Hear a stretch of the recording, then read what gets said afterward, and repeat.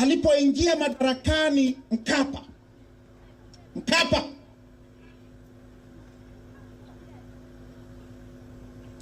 alianza biashara ya kugawa dhahabu yetu kwa wageni, na aligawa kwanza kwa kuingia kwenye mikataba nao.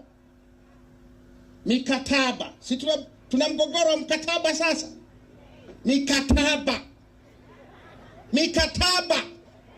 Mikataba nimesema mara 3. Mkapa akaingia mikataba na makampuni haya. GGM ilikuwa GGM naita nye hapa GGM. Mwenye mali ni Anglo Gold Ashanti. Anglo Gold Ashanti inamilikiwa na Waingereza na Wamarekani na Afrika ya Kusini na serikali ya Ghana, by the way. Ndio maana kuna Ashanti. Hiyo Ashanti ni Ashanti ya Ghana. Kwa hiyo wakaingia mikataba. GEITA wape Anglo Gold Ashanti. Bulyanhulu wape wa Canada wale. Mwanzoni walikuwa Saturn Resources, leo ni Barrick. Tarime wape wa Australia wanaitwa Afrika Mashariki Gold Mines. LISSU Nzega wape wa Australia wanaitwa Resolute. Tulawaka wape kina nani. Kagawa maeneo yenye dhahabu kila mahali nchi nzima.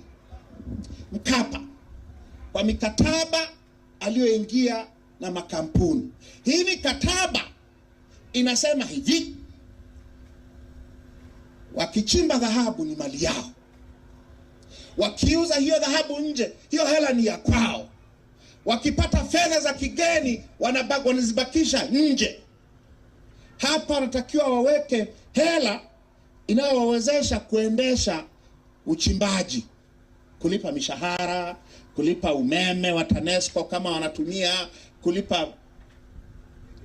kujenga vyoo. Mnanifahamu? Kwenye kodi hii dola milioni 85 kwa mwaka ni kodi zote wanazolipa zote, ukijumlisha pamoja na za halmashauri milioni 85 na laki 6, haifiki 1% ya mapato yao. Kwa mikataba ya madini ya Kikwete ya Mkapa, sio Kikwete, Mkapa ndio hii ambayo imetuleta hapa. Tuna dhahabu inayotoa hapa peke yake dola bilioni 1 kwa mwaka, na kwa nchi nzima dola bilioni 3.6.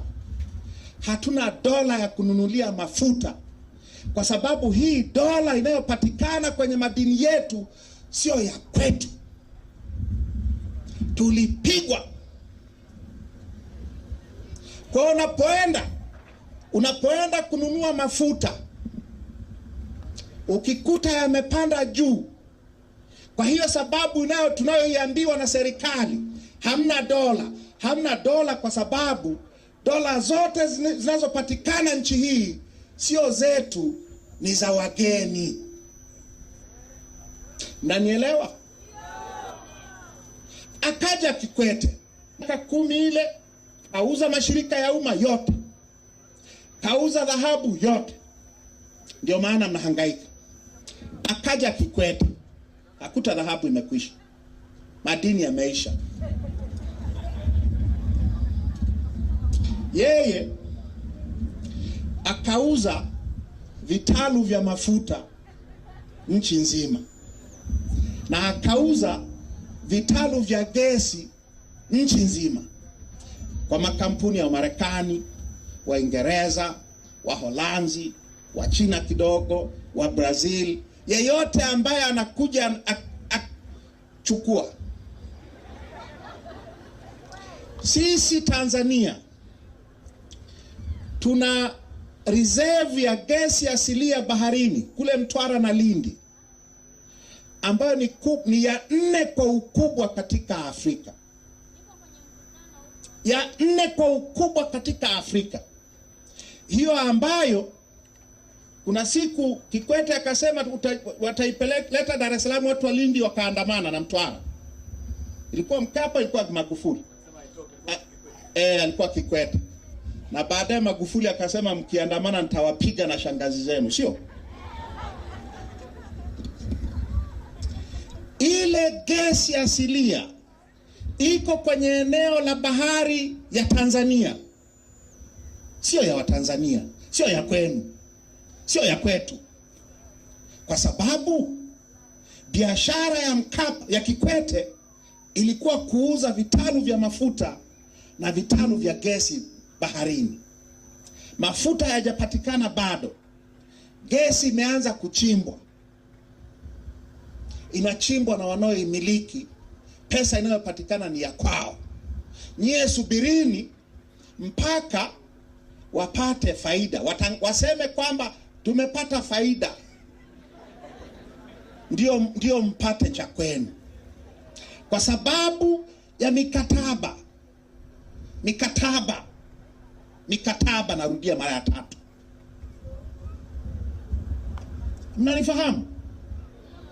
Sasa ameondoka Kikwete baada ya kufanya biashara miaka 10 na nyingine za wizi. Mnafahamu mawizi ya wakati wa Kikwete?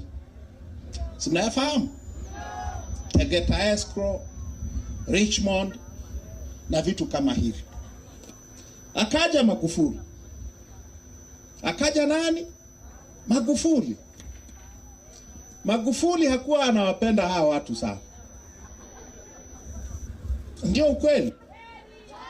Na Magufuli project ya Magufuli ilikuwa kununua ndege na haya majenzi haya na kuhakikisha Chato inakuwa mji mkuu wa kanda ya Ziwa. Mamiradi yote haya yanahitaji hela. Hela zinatoka wapi? Dhahabu imekwenda, mashirika ya umma yamekwenda, mafuta vitalu vimekwisha, gesi imekwenda, angepatia wapi hela? Akaanza kuwakaba hawa waliopewa hizo mali na Mkapa na Kikwete.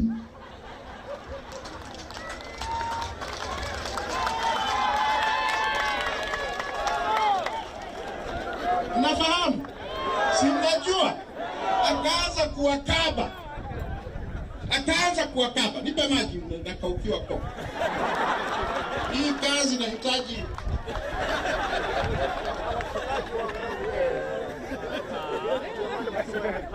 Akaanza kuwakaba. Wakafuatwa wenye hela mjini. Hao waliozipata wakati wa Mkapa na Kikwete. Wakikuta una hela benki, unaambiwa toa. Tumekuta hujalipa kodi miaka 20. Wakati unatafuta marisiti ulilipa, wamekukamata, umefunguliwa kesi ya kutakatisha fedha, uhujumu uchumi, ukwepaji kodi, nini, unaenda kufia gerezani. Si ilikuwa hivyo? Hakuna mfanyabiashara aliyepona. Hazikutosha. Mamiradi yake yanataka mahela mengi. Akawakamata wazungu. Akawakamata na mikataba yao.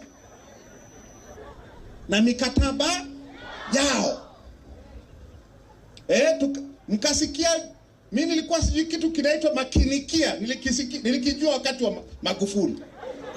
Kamata makinikia ya Bulyanhulu, ya Buzwagi, ya wapi.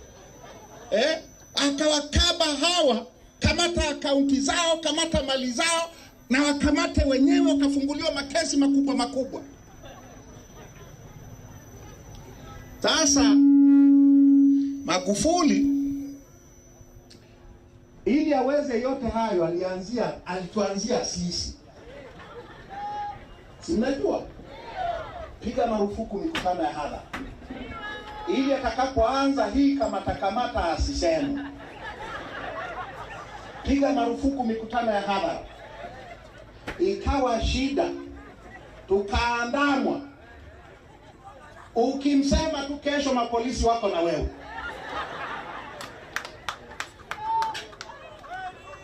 Tukasimama, wengi waliunga juhudi, wengi walinyamaza kimya, wachache tulisimama. Mimi nilisimama.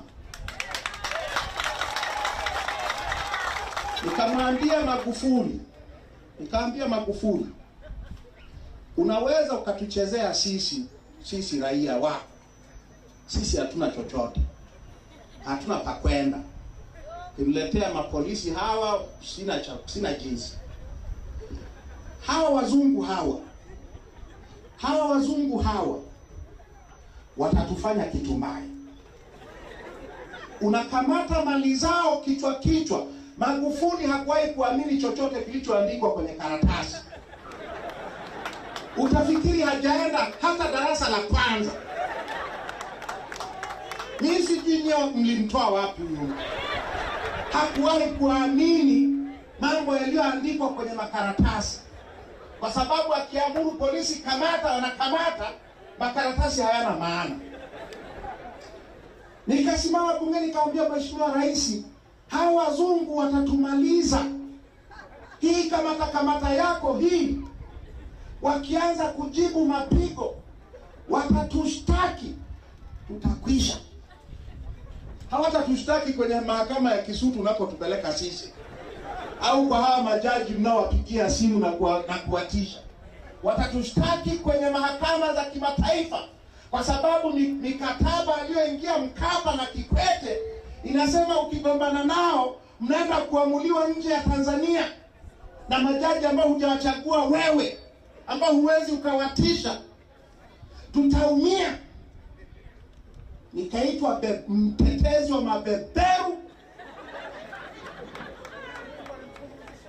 Unanielewa? Nikaandamwa Mkapa. Ugomvi wangu na Mkapa ulinipa kesi moja ya jinai. Ugomvi wangu na Kikwete ulinipa kesi 3. Ndani ya mwaka mmoja ugomvi wangu na Magufuli ukanipa kesi 6. Waliponishindwa mahakamani, kaniletea watu wanaowaita wasiojulikana, ili kuja kunimaliza kabisa. Sasa na hiyo imeshindikana vile, ndio maana niko hapa.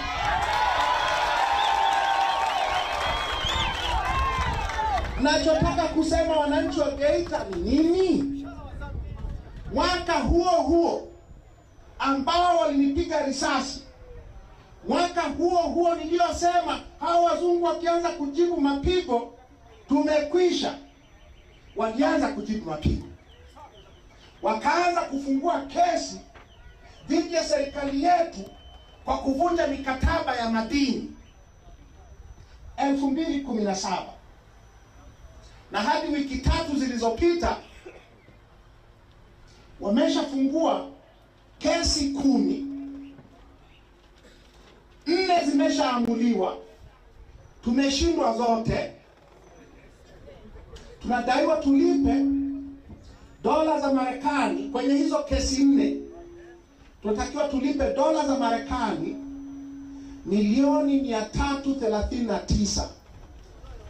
Zidisha mara 2475 upate dola kama shilingi kaka. Milioni 339.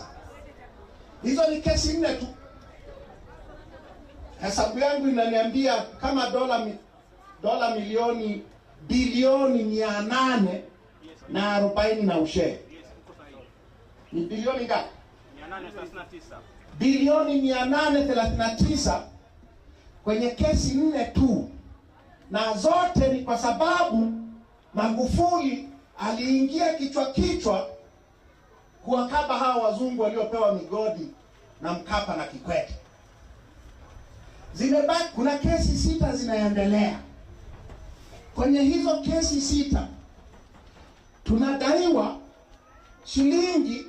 dola milioni 933. Zidisha mara 2475 hapo. trilioni, hesabu yangu inaniambia trilioni 2 na bilioni 300. Mama, wiki chache zilizopita mama alisema tukienda kwenye hizo kesi za kimataifa tunashindwa kila siku, kwa sababu mawakili wetu wakiangaliana na wazungu hivi wanakata kauli.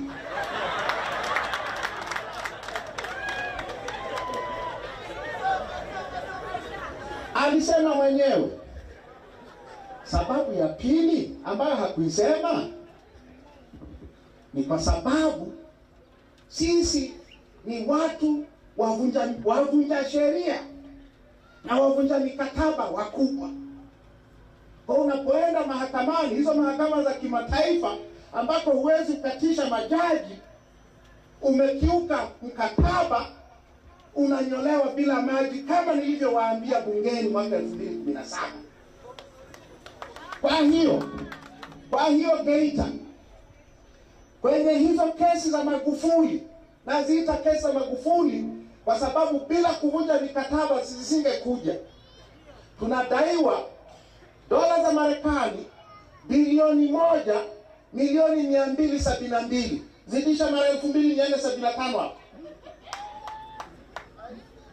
Mnanifahamu? Na hawa jamaa zenu hapa, hawa GGM hao, ya kwao inaanza mwezi wa 11. Wanakuja na kesi na wao mwezi Novemba. Mnanifahamu? Kwa sababu gani? Mikataba. Tunaingia mikataba kichwa, halafu tunaivunja kichwa. Dola itapatikana, itatokea wapi? Mali ya wajinga huwa inaliwa na nani? Kama serikali yetu ni wajinga kiasi hiki, mnategemea mali ya nchi hii itakuwa salama? Itakuwa salama GEITA? Tukiyasema haya wanasema ni matusi. Watuambie dola zimekwenda wapi?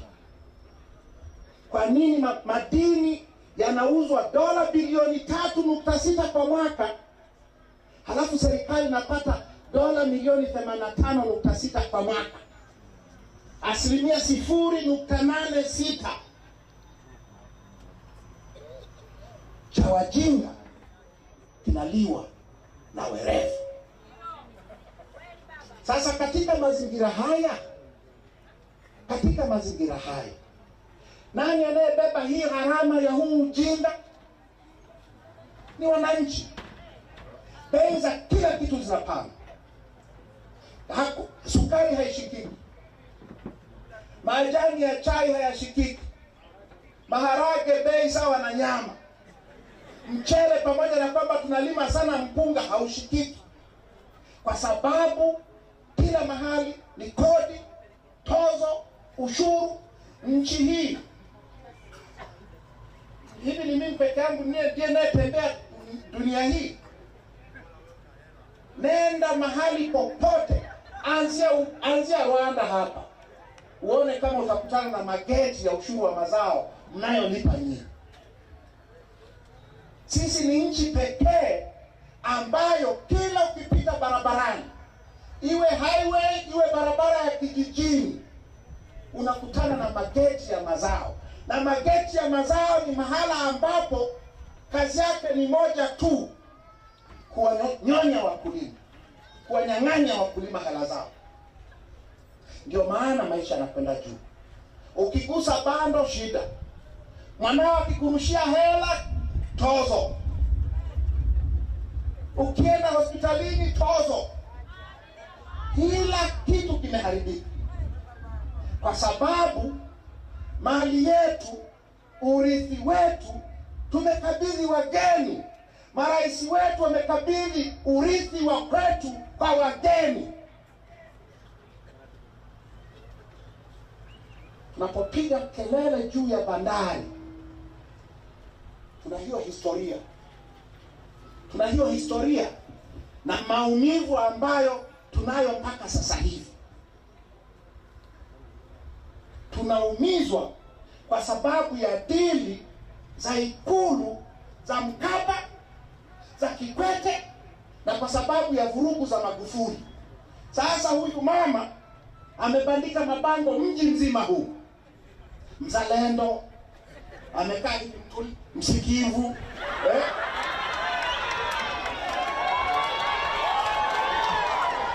Ni nyie peke yangu nena yaona nyie watu wa GEITA. Huendi hatua 20. Huendi hatua 20. Amepozi hivi. Mcheshi. Ucheshi wake unatusaidia nini katika maumivu haya?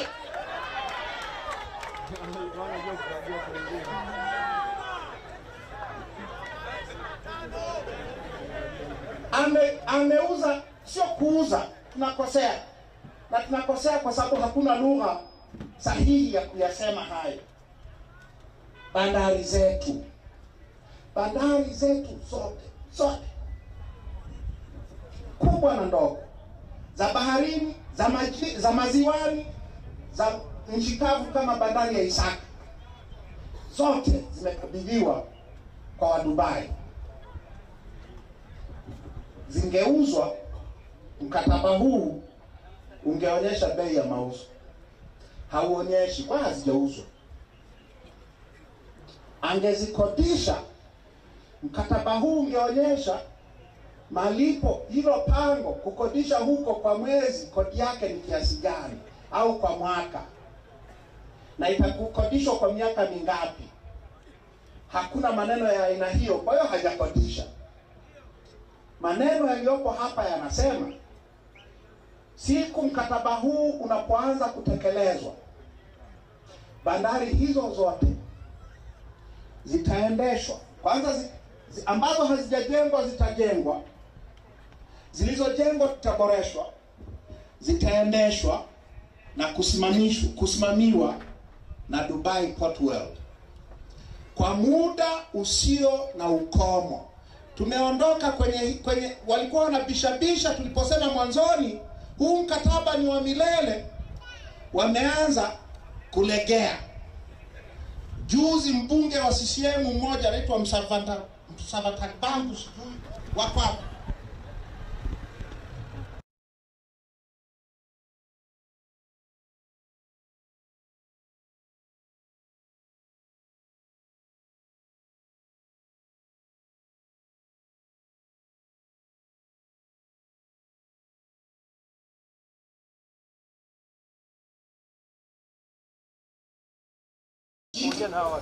tukivunja mahusiano ya kibalozi na wao hauvunjiki. Bandari zikipigwa radi zikaungua hauvunjiki. Labda maji yakikauka ya bahari ya Hindi na ya ziwa Victoria. Sizungumzi kuwachekesha. Mkataba unasema hivi: mkataba huu utakoma endapo shughuli zinazoendeshwa chini ya mkataba huu zitakwisha. Shughuli zinazoendeshwa chini ya mkataba huu: ujenzi wa bandari mpya, uboreshaji wa zilizopo, usimamizi wake na uendeshaji wake. Hizi bandari zetu kubwa zote zilijengwa na Wajerumani miaka zaidi ya 100 iliyopita, bado zipo. Wajerumani wameziendesha miaka 30 wakakimbizwa na Waingereza. Waingereza wameziendeleza kwa miaka 41 tukawakimbiza. Nyerere ameziendesha kwa miaka 24 ya urais wake akamwachia Mwinyi miaka 10. Mkapa miaka 10. Kikwete miaka 10. Magufuli miaka 6. Tumeziendesha kwa zaidi ya miaka 120.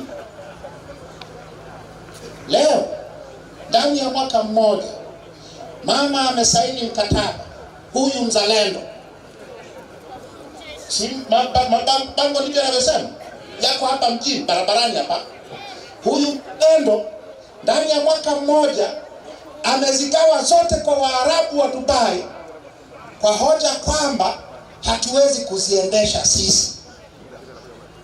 Ni watu wa GEITA, hilo inaingia kilini. Tumeziendesha kwa miaka 20. yeye ndani ya mwaka mmoja hawezi kuziendesha.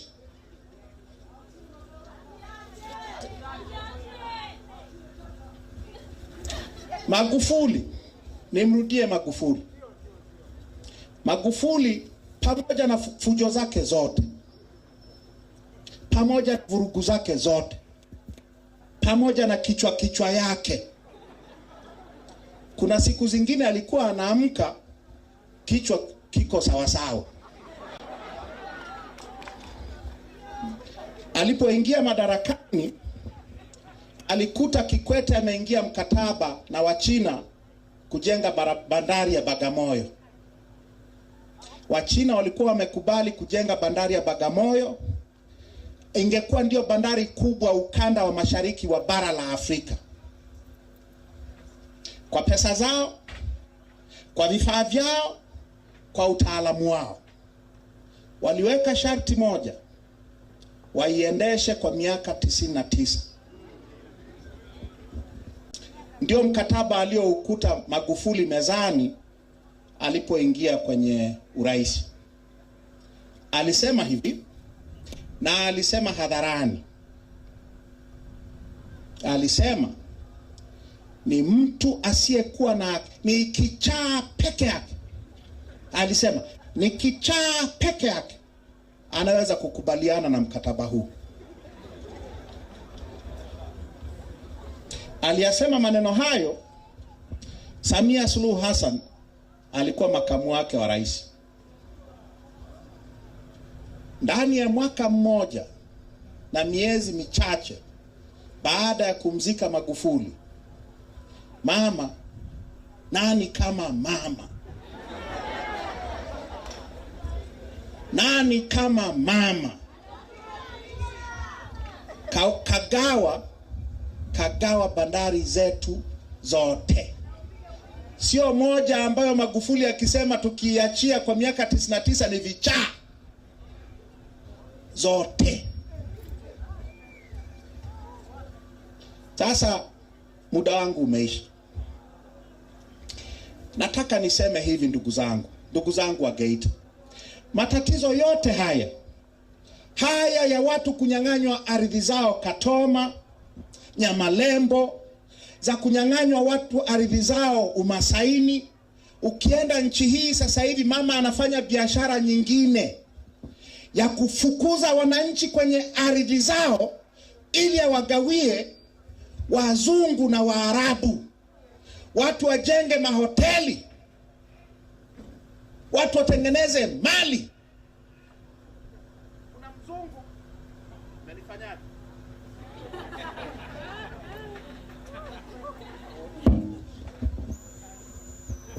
Kuna mzungu, mtu yeyote mwenye bando ya kutosha angalie kwenye Google. Tafuteni jina la mtu anaitwa Thomas Dan Friedkin, Marekani. Kwa mnaopenda mpira, ndiye mmiliki wa timu ya AS Roma ya Italia. Thomas Dan Friedkin, ukimpata kwenye mtandao, anasema hivi, anamiliki ekari milioni 6 ndani ya hifadhi za Tanzania. Unafikiri amezipataje? Nyie watu wa GEITA mnafikiri amezipataje? Huku Wamasai wanaambiwa ondokeni Ngorongoro, mnaharibu mazingira. Ondokeni Loliondo, mnaharibu mazingira. Ondokeni kila mahali penye hifadhi. Ukifuata hifadhi ya Serengeti kuanzia Tarime na wilaya ya Serengeti, uje Musoma vijijini, uje Bunda, uje Bariadi, uende Itilima, Kisesa, Meatu, huo ukanda wote huo wananchi wanafukuzwa. Ukienda huko kanda ya magharibi, tumekwenda Kigoma, Katavi, Tabora, tumekwenda Bukombe hapo, watu kila mahali wanafukuzwa kwenye hifadhi. Mateso ni makubwa ili wazungu na watu wao wachukue ekari milioni 6. amesaini mkataba mwingine mama, na tunataka auweke hadharani kama hataki shari. Amesaini mkataba na Waarabu hao kuhusu misitu yetu. Wanasema hivi, hawa Waarabu watatusaidia kuhifadhi hekta milioni 8 za hifadhi za misitu ya nchi hii. Hekta milioni 8 za misitu ya nchi hii tunasaidiwa na watu ambao kwao hawana msitu hata mmoja. Mnafikiri biashara gani inaendelea, watu wa Geita? Mnafikiri biashara gani inaendelea? Kwa hiyo nilikuwa nasema mwenyekiti atashuka alafu aje awasalimie.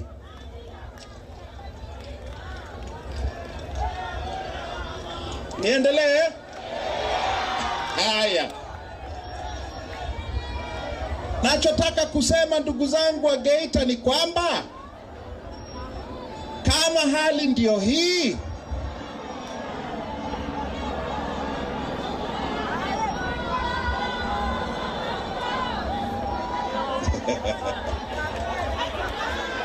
awinge enguzu abano mishagi. Haya, tumsubiri mwenyekiti atue ili angalau kuwe na utulivu.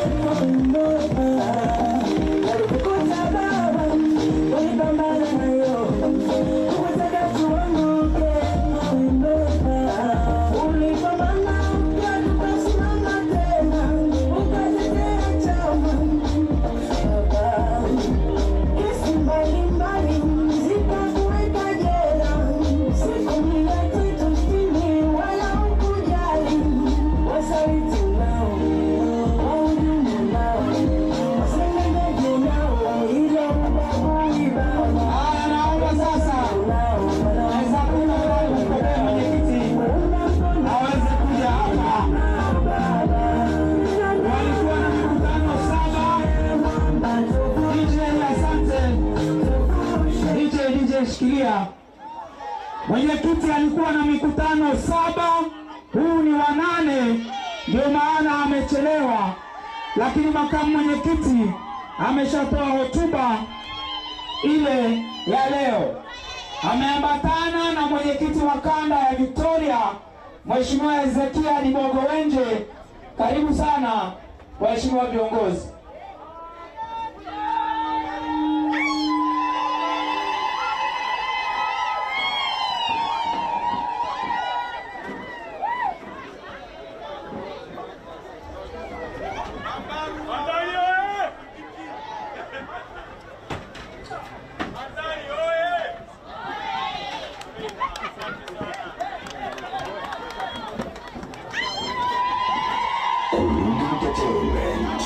Mheshimiwa mwenyekiti, karibu sana katika viwanja hivi. Mheshimiwa makamu tafadhali. Mwenyekiti huyu hapa. Sawa sawa. Sawa sawa. Mwamba huyu hapa sio? Tumemaliza basically. Sasa kwa vile mwenyekiti amekuja, inabidi tumpe nafasi angalau awasalimieni. Mimi nimesema ujumbe wangu mmeusikia. Tufanyie kazi, turudishe nchi yetu. Sawa sawa. Mwenyekiti karibu. Tumezungumza sana. GEITA hoi. Waheshimiwa sana wana wa nchi, wana wa GEITA, salamu alaikum. Bwana Yesu asifiwe. Tumsifu Yesu Kristo. Kwanza naomba radhi sana kwamba nilipaswa kuungana na viongozi wenzangu saa 10, lakini nilipangiwa mikutano mingi kweli na ilikuwa mbali. Tumefanya mikutano 5 jimbo la GEITA vijijini, mikutano 4 katika jimbo la Nyang'hwale, na sasa tunamalizia kwenu. Ratiba imeshindikana kuweza kuikimbiza, mikutano ilikuwa mingi sana. Lakini nilikuwa na imani kwamba viongozi wangu wenzangu waliotangulia wanamudu kabisa kukata kiu ya GEITA, na hakika wameshawakata kiu. Ndio jamani? Nawashukuru sana viongozi wangu, asanteni sana na poleni kwa kazi kubwa mlioifanya. Natambua muda umekwisha, lakini nizungumze maneno machache. Na mama mwache ushabiki kidogo. Ndugu zangu, siasa ni maisha. Kama mtaipuuza siasa, mtaikuta kwenye bei ya petroli. Kama watu makini mkikaa pembeni mkafikiri siasa ni kazi ya kina MBOWE, LISSU, Msigwa na wengine, hiyo siasa mtaikuta kwenye bei ya unga. Mkiona siasa ni gharama na usumbufu, gharama yake mtaikuta kwenye umaskini wetu. Tumezunguka nchi hii mara kadhaa. Kipindi hiki tuko kanda ya Ziwa. Hali ya umasikini na uonevu wa nchi yetu unatisha. Chama cha Mapinduzi kinakosa sifa ya kuendelea kuitwa chama tawala kwenye nchi yetu, kwa sababu kimepungukiwa busara na uwezo wa kuongoza taifa hili, kimepungukiwa mbinu za kuondoa taifa hili kwenye umaskini. Hakika tunapaswa kuchukua hatua. Najua viongozi wangu wote ni wasemaji makini, na najua wameshawaambia mambo mengi ya msingi. Mimi ninachowasisitiza ni kuchukua hatua. Haitoshi sisi kuendelea kulia kama nchi wakati tuko kwenye msiba wa umasikini, gharama za maisha zinapanda. Wafanyakazi wa nchi hii wanalalamika mishahara haitoshi. Wabunge ambao tayari wanapokea milioni 13 wamefikishwa milioni 16 na posho ya 4,460 kila siku, wakati wanafanya kazi wa kawaida wa serikali na mashirika ya umma mishahara haijaongezwa. Na sisi tunaona ni mambo ya kawaida. kwa sababu hatuchukui hatua. Sisi wenzenu ambao tuko katika kazi ya vyama vya siasa, tunafanya kazi hii kwa gharama kubwa, kwa maumivu na uchungu mkubwa. Hata sisi tuna wake, hata sisi tuna watoto ambao wangetamani kukaa na baba zao, wangetamani kukaa na waume zao ama wake zao. Lakini tunatembea, hatuna Jumapili, hatuna Jumatatu, hatuna Jumamosi, hatuna Ijumaa, hatuna Pasaka, hatuna Idi. Kwa sababu sauti yetu inatakiwa katika taifa hili. Tunawaomba tuunganikane, ndugu zangu wa Geita. Tunaomba tushikamane mikono. Chama hiki kwetu ni fursa. Nimesema na narudia. Siasa Tanzania leo ni mbio ya farasi wawili. Ufanye uchaguzi, uwe upande wa CCM usimame na dhuluma, ama uwe upande wa Chadema usimame na haki. Chama hiki kimefikisha siasa za mageuzi hapa. Wakati wa mwenda zake aliniambia, Mbowe, tutaua Chadema. Nikamwambia huwezi kuiua kwa sababu Chadema ni imani. Akasema subiri utaona. Nikamwambia bwana mkubwa, unaweza ukatufunga, unaweza ukatuua, unaweza ukatupoteza, lakini ukiua Lissu mmoja utazaliwa Lissu 1000. Ukiua Msigwa mmoja utazaliwa Msigwa 1000. Ukiua Mbowe mmoja watazaliwa Mbowe 1000. Sisi Chadema tuliamua ni bora tuishi tumesimama, ni bora tufe tumesimama kuliko tuishi tumepiga magoti. Baadhi yetu watukufa, lakini cha mtema kuni tulikiona. Lakini ilimpasa Mungu kuruhusu yote haya yatokee ili tuje tujenge mageuzi ya kweli katika nchi hii. Tulikuwa na utitiri wa vyama 20 na vingine mpaka leo vipo. Mnafikiri ni wingi wa vyama unajua unajenga wingi wa demokrasia. Kumbe ni wingi wa vyama vya kimkakati vya kudhoofisha mageuzi kwenye nchi yetu. Leo tuzungumza upinzani nchi hii, wenye kusimama na misimamo ni Chadema peke yake. Kwa hiyo Chadema, chama chetu, chama chenu, ikinakuwa sauti ya taifa. Kipokeeni chama hiki, wala msikione kama chama cha viongozi wa meza kuu. Kioneni kama chama mbadala, chama pekee ambacho kinasimama na wananchi wake. Chadema leo iko Kagera, kwenye kila jimbo, kila kata, kila kitongoji. Iko Geita, iko Mwanza, iko Singida, iko nchi nzima. Na tunawaambia CCM, baba wa taifa aliwaambia CCM, usipokuwa wasikivu mtakuja kupigwa na kitu kizito kichwani, mtaamini. Hawa wenzetu wameshakuwa wapofu, hawaoni tena. Ndio sababu nchi hii inaongozwa na watawala kuanzia vijiji mpaka juu ambao hawakuchaguliwa na kura halali za wananchi. Mnapokuwa na viongozi ambao hawakupata baraka za wananchi kukamata mamlaka na dola, nchi inafitinika, nchi inaumia. Ndio sababu nchi yetu leo inaumia. Tunashangaa wa Tanzania, inakuwaje taarifa za mkaguzi na mdhibiti mkuu wa serikali anasema kuna wizi kila idara ya serikali, kuna wizi kila shirika la umma, kuna wizi kila taasisi ya umma, kuna wizi hata kwenye vyombo vyetu vya ulinzi na usalama, lakini serikali haichukui hatua. Hakuna yeyote anayefukuzwa kazi, mabilioni ya fedha yanaibiwa, kwa sababu yawezekana hawa wakawa ni wabia katika dhana.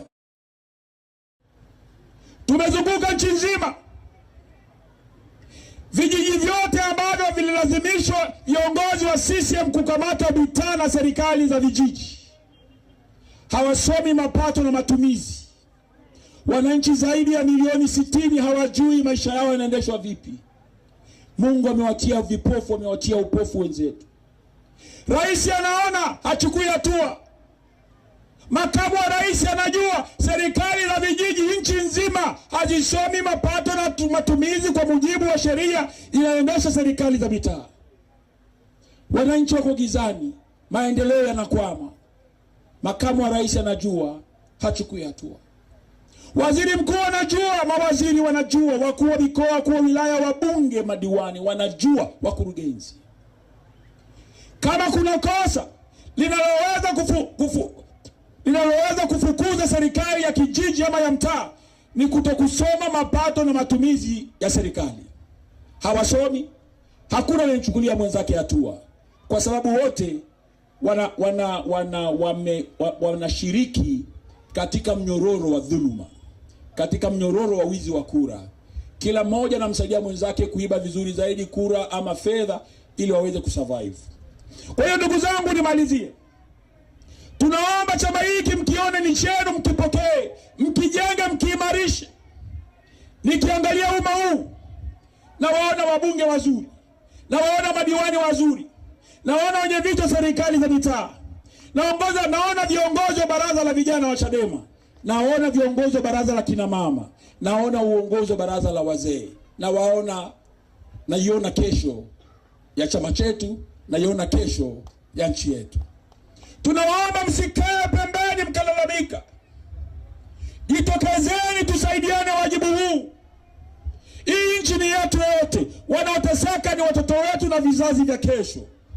Basi kama baba zao tumeshindwa kuliokoa taifa, tusiruhusu watoto wetu wakalikuta taifa lililoharibiwa zaidi. Ile la bandari, najua wenzangu wameshabadili biashara, kwa hiyo nisirudie tena hapo. Niwashukuru sana wana Geita, niwashukuru mno, na tutambue kwamba tuna wajibu kuanzia sasa kwenda kwenye uchaguzi wa serikali za mitaa, tuna wajibu kwenda kwenye uchaguzi mkuu. Hawa CCM wameshakosa sifa ya kuongoza taifa hili, na ndio sababu wamekiri wanashindwa kuongoza bandari. Wanaongozaje serikali? Hawa wameshindwa kuongoza kwa faida shirika lolote la umma katika nchi, hasara kila mahali. Na mambo yote haya cumulatively, yani kwa ujumla wake, yanaongoza ugharama wa maisha kwa wananchi. Mafuta yanapanda bei, dola inaanguka, maisha yatapanda bei. Na waambieni ndugu zangu wa Geita, katika kipindi cha miezi miwili ijayo, gharama ya bidhaa zote itaongezeka kwa zaidi ya 20% kwa ajili ya kuserereka kwa thamani ya shilingi ya Tanzania, kupanda kwa bei ya mafuta na kuadimika kwa dola katika taifa letu. Na yote hayo hayakuwa mpango wa Mungu. Yote hayo ni kwa sababu tunaongozwa na serikali iliyokosa uwezo wa uendeshaji wa maisha wa Tanzania wake. Na washukuru sana viongozi wangu, kama nimemaliza. Asanteni sana wananchi kunisikiliza. Naomba tukunje ngumi niweze kuaga. Hapo mmeshapiga kura bandari je? Hiyo namba tuipige. Hiyo piga pita tena mje juu. Msikie kura bandari Geita mnasemaje? Nimepita mikutano yote, sijawahi kupata watu wawili ambao wanaunga mkono hoja ya bandari. Na ndio nimesema CCM watapigwa na kitu kizito, hawataamini, kwa sababu wameshakuwa vipofu viziwi, hawasikii. Hata Watanzania wenye akili timamu walioko Chama cha Mapinduzi wamekataa jambo hili. Tunaomba tuungane wote, askari, wanajeshi, tumishi umma, wakulima, wanachadema na wasio na Chadema. Hili jambo sio haya, tulisimamia faidi kwa bandari zetu, sawa sawa. Swali ni hivi,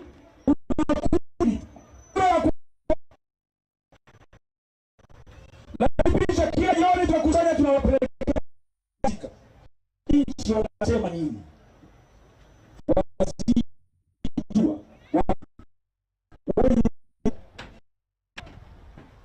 Wale wote wanaunga mkono serikali ya Chama cha Mapinduzi na wabunge wa Chama cha Mapinduzi walioamua kupitisha kwa pamoja ugawaji, mimi naita ugawaji, maana hata sio uwekezaji, ugawaji wa bandari zetu zote za ukanda wa bahari na maziwa makuu kwa kampuni ya Dubai. Wanyoshe mikono juu.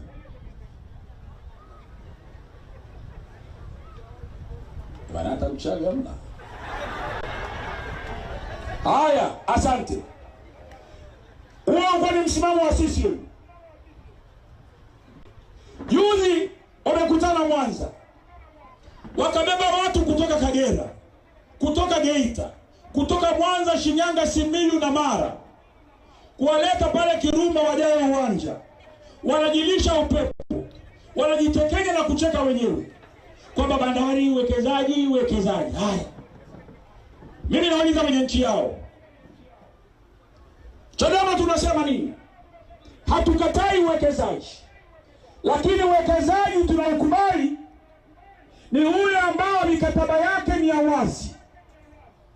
Mikataba yake haiachi maswali yoyote kwa Watanzania wote. Uwekezaji ambao sio kugawa bandari zetu zote kwa mikataba ya milele. Huo ndio msimamo wa Chadema. Na kwa namna mkataba ule ulivyo, tumesema haufai kurekebika. Ule ni mkataba wa kuweka pembeni. Kwa hiyo tunakataa kwa mujibu wa mkataba ule bandari zetu zisiende mahali kokote. Kama mnakubaliana na Chadema, nyosha mikono juu. Naomba kila mmoja apige kura. Baadaye nitapiga wale ambao hawana upande wote. Piga picha dunia ione. Na wale wanaorusha live waone kwamba hii ndio sauti ya wananchi, sio sauti ya Chadema. Hapa kuna wana Chadema, kuna wasio na Chadema, kuna wana CCM. Hawa ni Watanzania wote wa GEITA kwenye mkutano huu wanasema mkataba ule hapana. Sawa sawa jamani? Sawa sawa? Nilikuwa GEITA kule, nilikuwa kule Kagera. Tulipiga kule kwetu Chagani tunaita ukunga. Huku nikaambia mnaita mwano. Wananchi wanasema tupige mwano. Nimetoka huko maeneo leo wanasema tupige mwano. Kulaani wale wote wanaohusika na kujaribu kubinafsisha. Actually kugawa bandari zetu. Tupige. Asanteni sana GEITA. Mungu awabariki sana. Nawashukuru.